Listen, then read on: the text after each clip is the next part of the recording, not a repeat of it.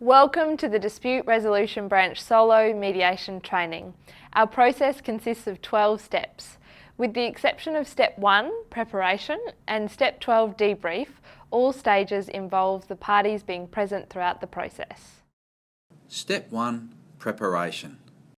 During this stage, as the mediator, it is your job to familiarise yourself with the mediation brief, set up the room, and ensure that you're in the right space to conduct the mediation. Step 2, Introductions. As the mediator, you will welcome the parties into their mediation. This is an important stage to establish rapport and put everyone at ease. This provides the best opportunity to have a constructive conversation.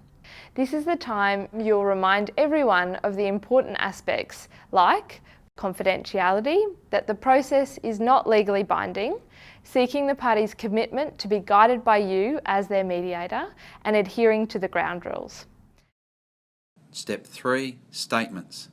Ask the parties to give their statement. This allows everyone to gain an update of each other's concerns. Remind the parties that they should allow each other to give their statements without interruption. You will need to capture these statements and remain connected with the parties during this stage.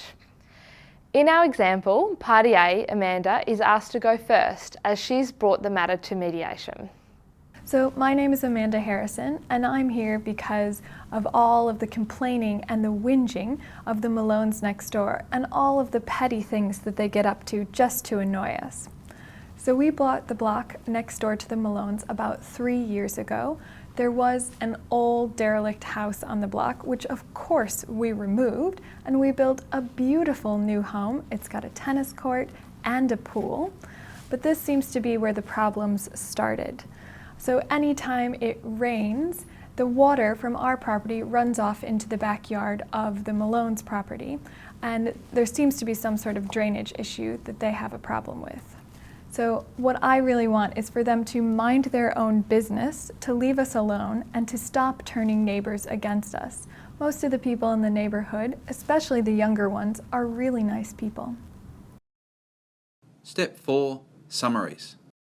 During this stage, you will seek to confirm that the facts and feelings of the party statements have been collected by reflecting back what you've heard.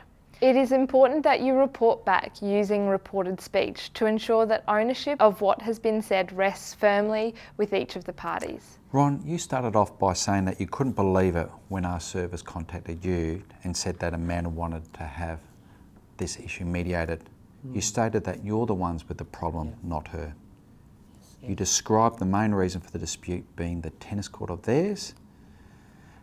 You went on to say that Amanda believes that they moved the derelict house next door, and you believe that not to be true and described the house next door as a lovely old home in keeping in with the area.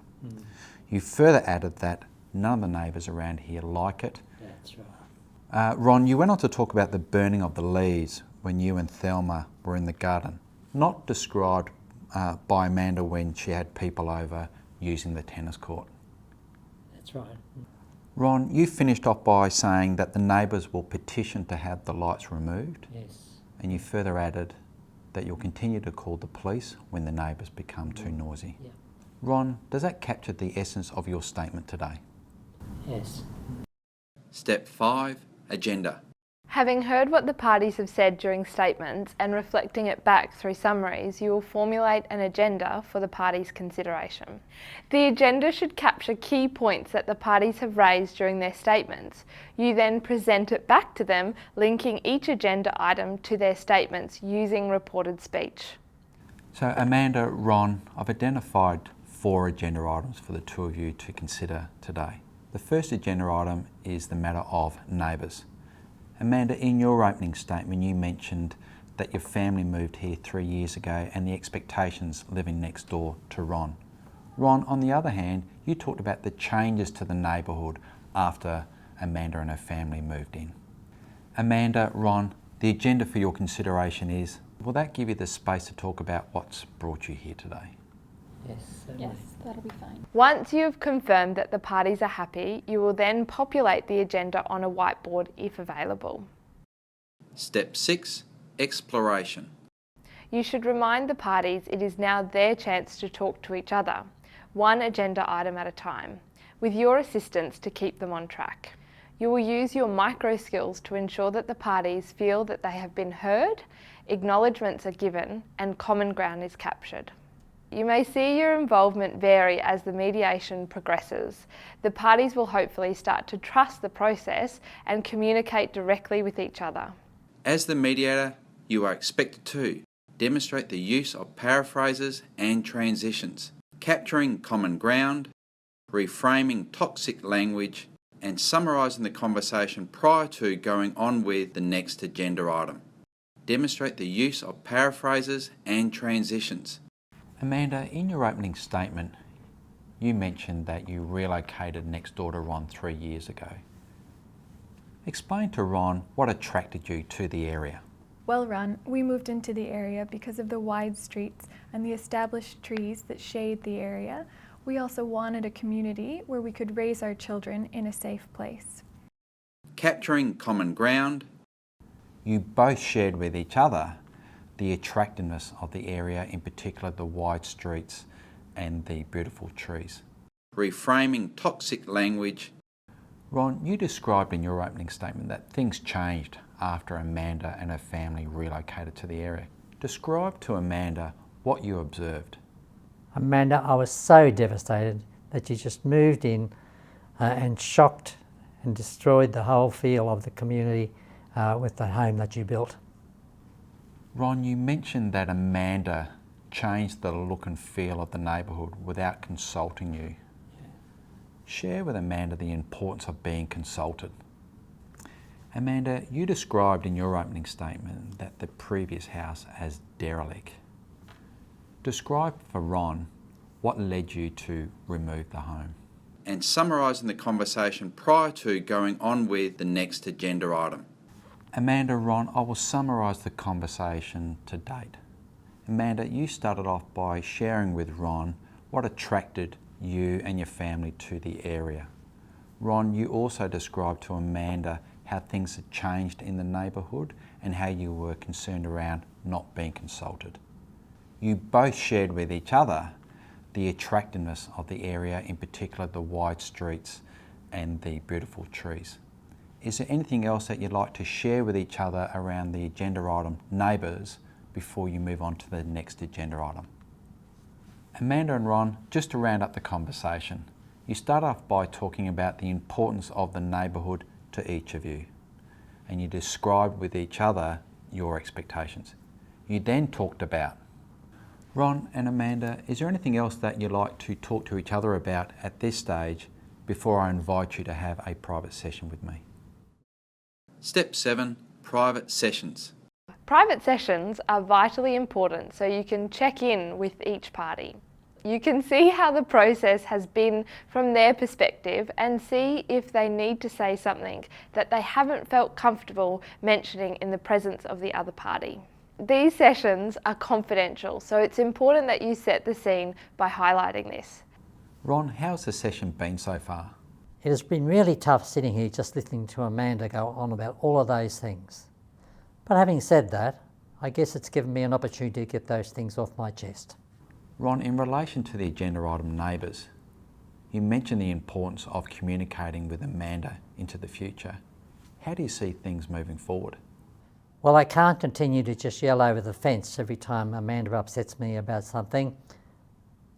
So I'm thinking... Ron, if that doesn't work, is there anything else that may assist Amanda and yourself moving forward? Ron, what do you think Amanda is looking for? Ron, if this can't be resolved, what do you think the next course of action might be? Ron, this session is now coming to a close. I just want to remind you that this session is confidential and I won't be repeating anything that you've raised in this session. It'll be up to yourself to raise any points that you wish with Amanda when you're both in joint session again. Step 8. Option generation. After the parties have individually spoken with you in confidence during private session, you will bring the parties back together again. You will ask them to focus on the future, having spent time talking about the past and the present. You must ensure they keep private session conversations confidential. You will assist the parties to generate, where possible, multiple options per agenda item for further consideration. Using the whiteboard might help everyone visualise their options. Amanda and Ron, in relation to the agenda item of neighbours, talk to each other about what options you're prepared to put on the table to move this matter forward. Share with each other if there are any other options that you're prepared to put on the table. Step 9. Negotiation. With the parties having spent time brainstorming options, it is now time for you to assist the parties negotiate a way forward. It is really important to be acutely aware that in some cases the options may be complementary or competing with each other. You will use your skills to assist the parties to unpack each possible option with detail of who, what, when, where, how and which to ensure that they have given due consideration. Ron and Amanda, in relation to the options that are on the whiteboard, talk to each other about which options are most suitable for you. Step 10. Agreement. Understanding the physical and emotional state of the parties is important prior to getting them to commit to an agreement. At this point, ask the parties if they have reached an agreement. How do they want it to be captured, verbally or in writing? You should aim to capture the agreement in the parties' own words. The work performed during option generation and negotiation stages plays an important part during the agreement. Step 11. Close. Regardless if an agreement is reached or not by the parties to a mediation, you are obligated to close the session with a constructive and warm manner, paying particular attention to acknowledging the work done by the parties during the session, reminding the parties of their commitment to honour the agreement if reached, stating the confidentiality aspects of the mediation, and advising the parties that they are welcome to utilise the services of the Dispute Resolution Branch in future if a need arises. Step 12. Debrief. Mediation is a reflective practice, so it is important that time is spent to reflect on the mediation from the following perspectives. How did you find the mediation? Were you challenged by the experience, either your values, knowledge, or were your skills compromised? Was there anything raised during the mediation session that could have been dealt with in a different forum? Things that you did well during the mediation? Aspects of your practice that you want to improve on for next time? For more information, you can visit our website or follow us on LinkedIn.